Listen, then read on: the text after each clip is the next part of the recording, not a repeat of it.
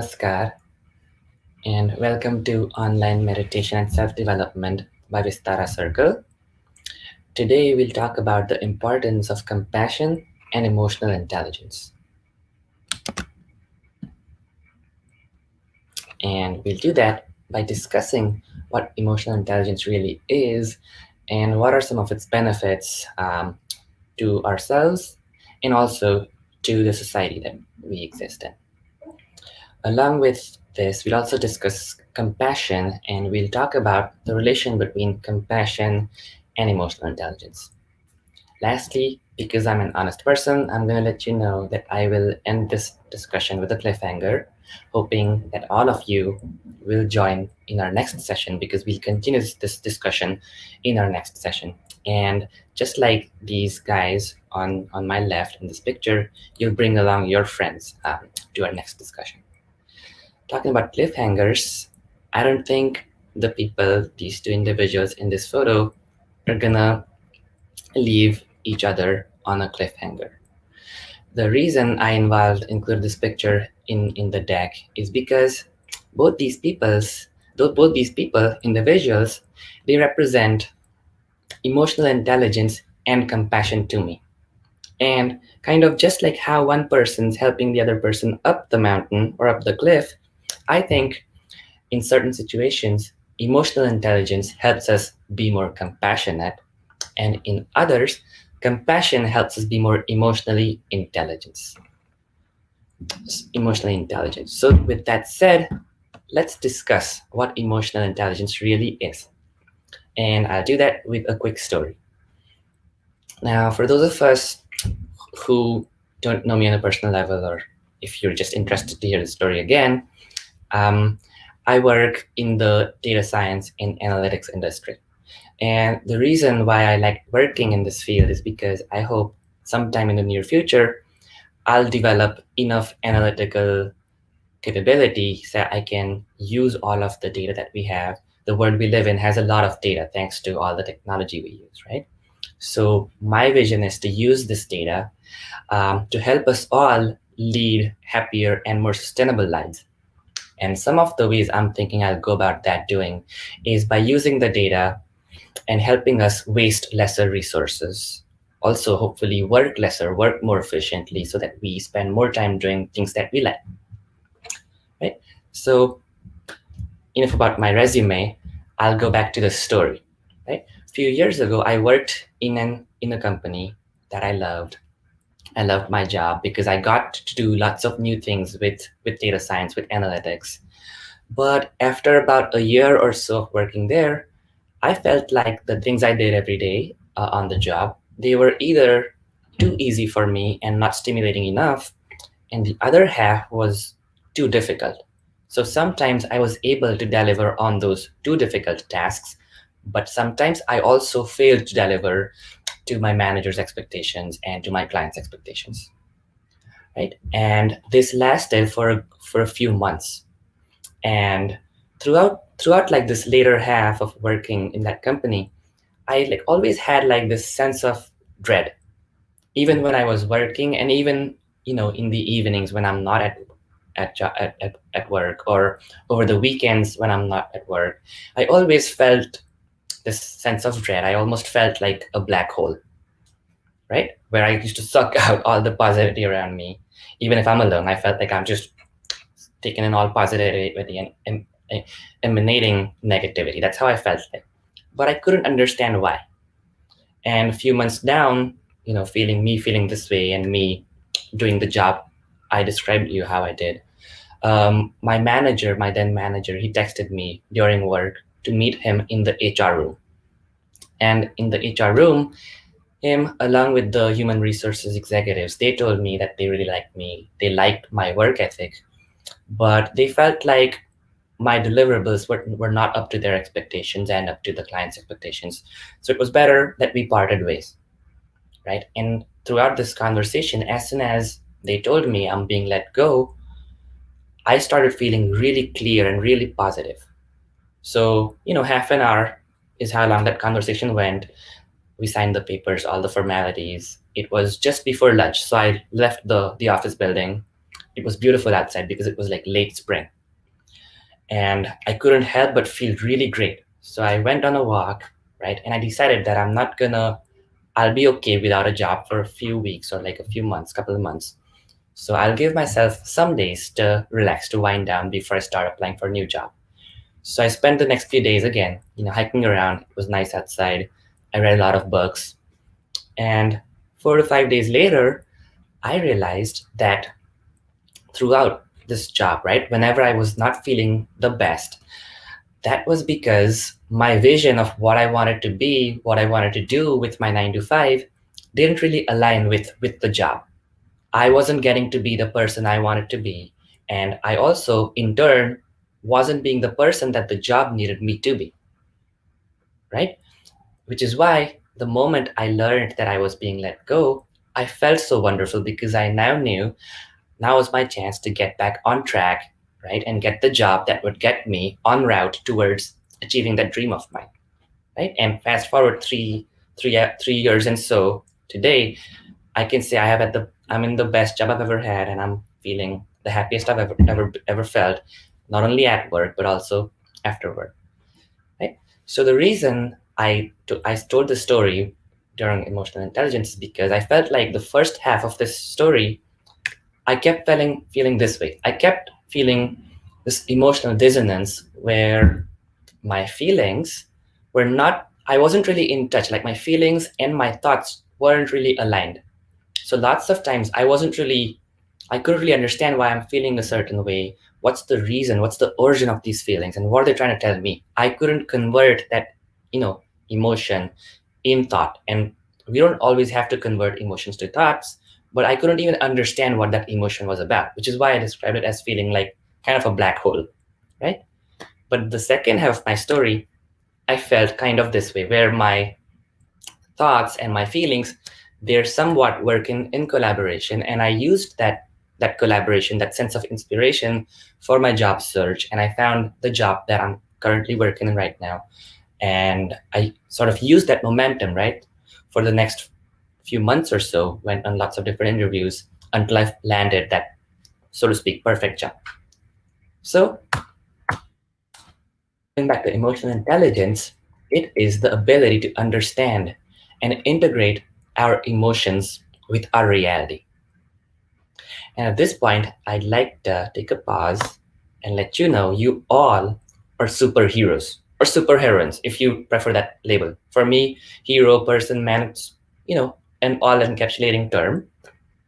So, yes, you're all superheroes because you have a secret superpower. And this superpower is the ability to feel emotions, the ability to even have emotions. Let's talk about feeling them later. And I call this ability secret is because there's so many different skills that people talk about whenever we as we go through this journey of growing up. Our parents, teachers, those around us, they talk about several different skills. They talk about the importance of having focus, of getting good grades, of being polite. As we grow up, or when we think we've grown up, there's other skills that people around us emphasize. They emphasize productivity, multitasking, creativity, and sometimes we ourselves talk about these skills when we train other people or when we prepare the next generation for the things that we went through, right? But this secret superpower, which is the ability to feel emotions, doesn't get spoken about enough. And that leads to this dissonance, to this disconnect between our mind and our heart. And as a result, we can't fully understand and process our emotions. And there's sort of a cultural taboo, I feel like, where only a certain specific emotions are celebrated, right? If I feel happy, if I feel excited, my friends are going to want to hear about it. But if I feel, not the best, if I feel sad, lonely, some of my friends might want to hear about it sometimes, but not as many times as they might want to hear about the happy times. And I get it, right? I feel the same way. I'd much rather hear about something positive than negative. But on the other hand, just the journey of trying to understand why I'm feeling negative, or even valuing this negative emotion, isn't ever spoken about. It's almost like it's a secret. And if we do talk about these negative emotions, we ourselves might feel guilty as if, oh no, I'm projecting something negative. But I don't think that necessarily needs to be the case. I feel like this secret superpower, which is our emotions, they tell us much more than we think they do. They're not just merely, a feeling that we have that we need to lock up and keep away while we keep on doing our things. But on the other hand, I feel like these emotions, they're a strong sense of direction that we all are born with. And this is why I call all of us superheroes because, compared to an ability to fly across the sky, everybody does that. Birds do that, airplanes do that. I don't think it's as wonderful as being able to feel something, right? When I see somebody for the first time, just by the way they smile, the way they speak to me or to somebody else, I get a feeling. I'm like, okay, this person is good. I want to be friends with them forever.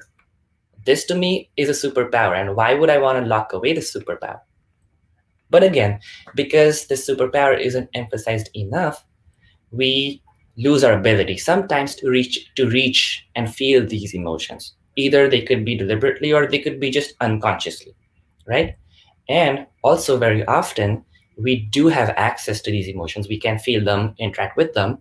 But what we do is we confuse ourselves. We confuse the actual emotion with another emotion that we much rather prefer. Quick example for this: I'm at work, I'm working on something, I'm not feeling the best.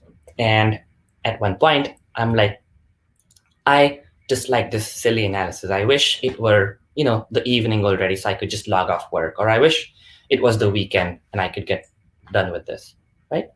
But the reality might be like, hey, we're all between a pandemic, right? My family, they live across the globe and I haven't seen them for over a year and a half.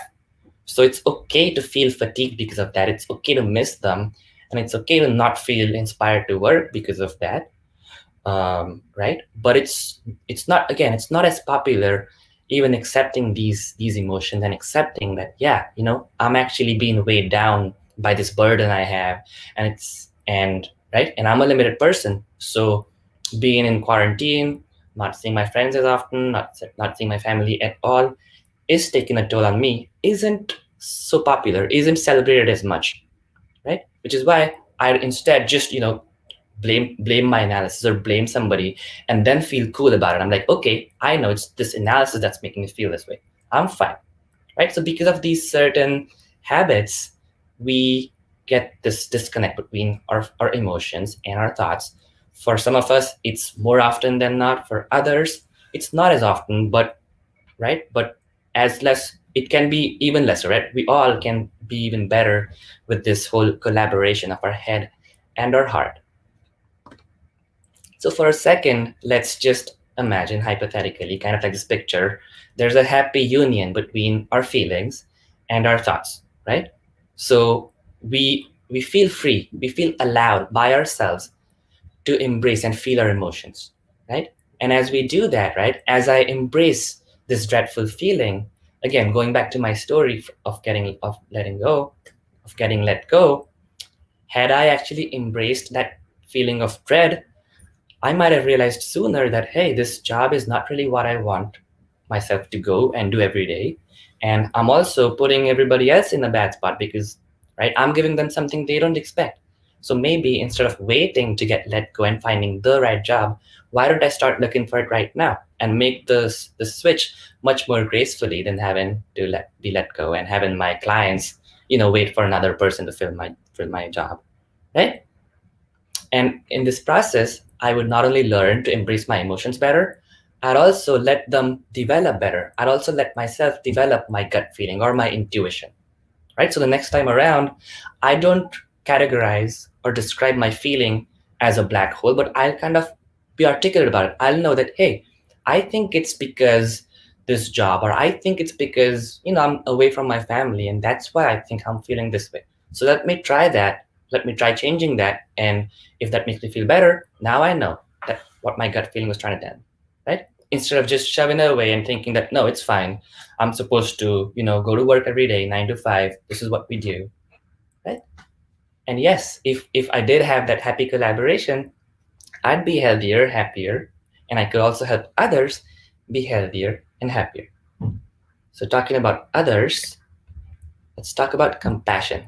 This is the popular definition I found of compassion on the internet today: feeling of sympathy for others. Let's talk about self compassion, right? Because just like others, we also are a person, right? So let's imagine this is us, this is you, smiling person. You have a head and a heart, right?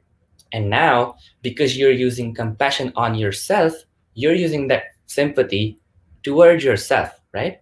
So you're valuing your own feelings, and you're also valuing your own thoughts and your experiences. And as a result, you form this nice little highway of communication between your head and your heart. And that is a great way to develop emotional intelligence and to be emotionally intelligent. And that's compassion. And again, as we were discussing, compassion is a great way of validating and valuing your own emotions instead of stowing them away, right? And it's also a great way of not only respecting your emotions, but also your own value systems, because all of us find ourselves in situations where we have to choose one over the other, right? And if this highway of communication between your head and heart, of the connection between your head and heart, called compassion, is clear, unbiased, right? You can, without being biased, you can choose your emotions over your value systems, or the other way around, right? Because there can be situations where the value system needs to be applied, right? Whereas there can be other situations where your emotions need to take precedence. And all of that, it's very dynamic, right? It differs from person to person, differs from situation to situation, right? So today, I might have to choose emotions in the same situation, but tomorrow, in the same situation, I might have to prefer my value systems over my emotions because my circumstance has changed, right? And I'll be flexible about that if I have this highway of communication and connection called compassion. It was a mouthful. And this can help us become more emotionally intelligent. Okay. Now imagine you have a friend. Their smile is not as broad as yours because there is some distance between their head and their heart, right? But because you're in touch with your thoughts, your feelings, and you see your friends not really in touch, you extend, and you think you care for them. You do care for them, right? So you extend this highway of communication called compassion to your friend. And as you validate their own feelings in your own way, right? We all have boundaries. We all don't need to, you know, kill ourselves for it. But so yeah, so we extend our compassion to them. We validate their experiences, their feelings, and they witness us doing that, right? And that inspires them to do the same, right? And now this is how you've also used compassion towards not only yourself, but also for others. But because you're in touch with your own emotions, you've done it with boundaries in a healthy and good way. And because your friend witnessed you doing that, they're gonna learn from you and they're gonna hopefully extend that for other people that they care for. So just like compassion, emotional intelligence help you, they're gonna not only help you, but they're gonna help your team, your family be more healthy, right? And some of the things we spoke about earlier, like tangible skills like productivity, creativity, innovation, decision making, compassion, and emotional intelligence are also going to help them. Matter of fact, research has shown all of the first line responders that helped during the COVID pandemic, the ones that were better able to help others, and the ones that actually faced lesser burnout were more compassionate, and they said they actually practiced emotional intelligence. They tried to hone their skill, which is emotional intelligence, and because of that, they didn't burn themselves out, and they knew their boundaries, and they knew exactly what they needed to do from their heart when they saw somebody that needed help, right? So long story short, all of this is going to help us create a more socially just, culturally vital, and sustainable world that we live in. But this is not the end. There's another ingredient that's going to enhance this highway of communication. Along with compassion, there's something else that we can use to sort of make this connection between our head and our heart better. And we're going to discuss that in our next session. So thank you for hearing me out. I'd love to know your thoughts.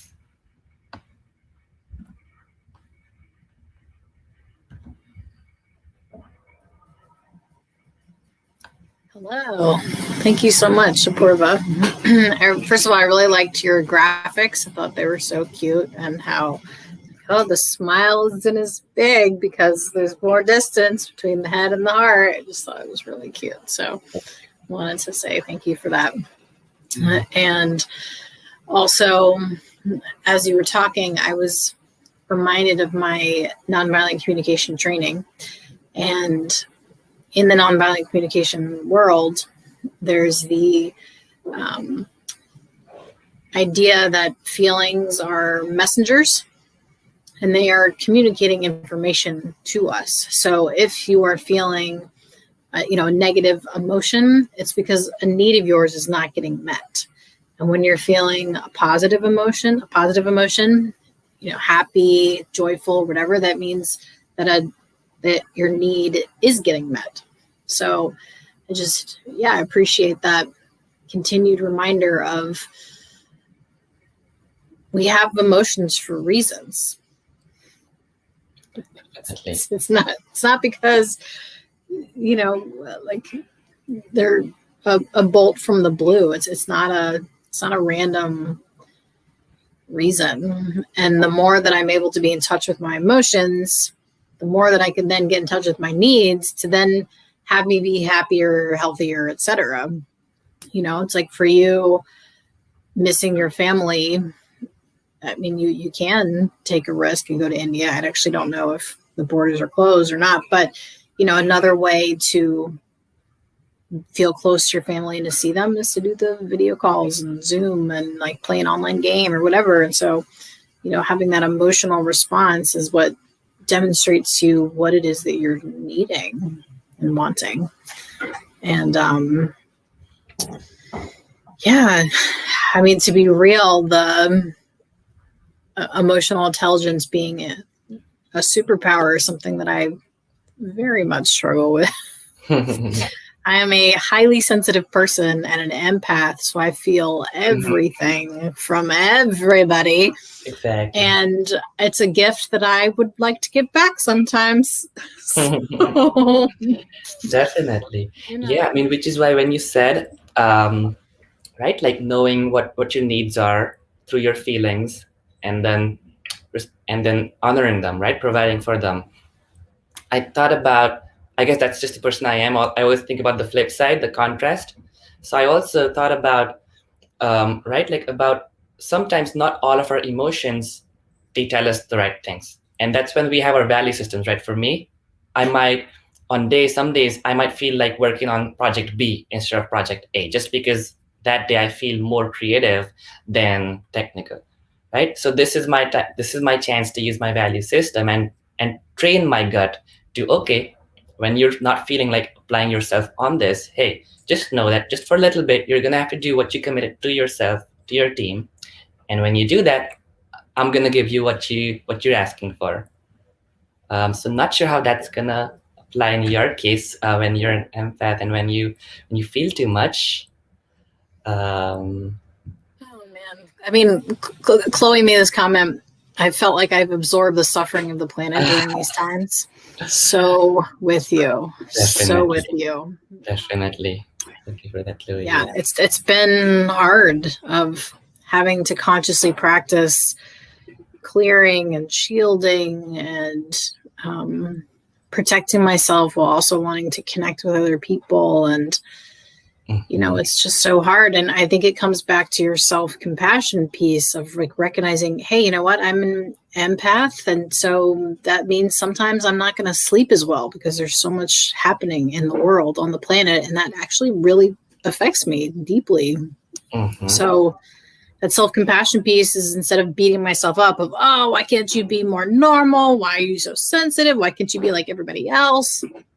It's practicing the saying, okay, this is your reality. I know. I love you. I care about you. And I think that self-compassion can really come back to self-love and compassion also for others, I think, is also an extension of love. Like, why do we care about other people? It's because we love them. Exactly. Love was what is the starting point, the middle point, the end point. Love is the whole thing. Only the feeling of infinite love. Only the feeling of infinite love. Definitely. Yeah. And I mean, we can't, if I wish if I could, do something overnight or over the next year, that way the whole world's going to be a great place, I would. But because I can't, we all can't do it all overnight. Maybe just, like you said, to practice self-compassion and then start with the little things, see what we can do that are within our boundaries.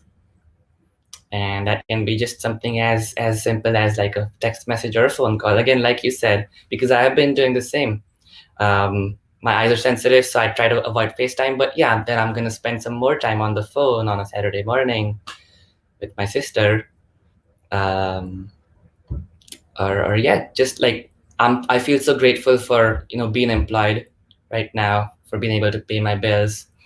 And then when I know some of my friends, they're having a difficult time with their job, hey, I'm gonna help them again, go through that feeling of dread, through that feeling of feeling like a black hole, hold their hands for however long I can,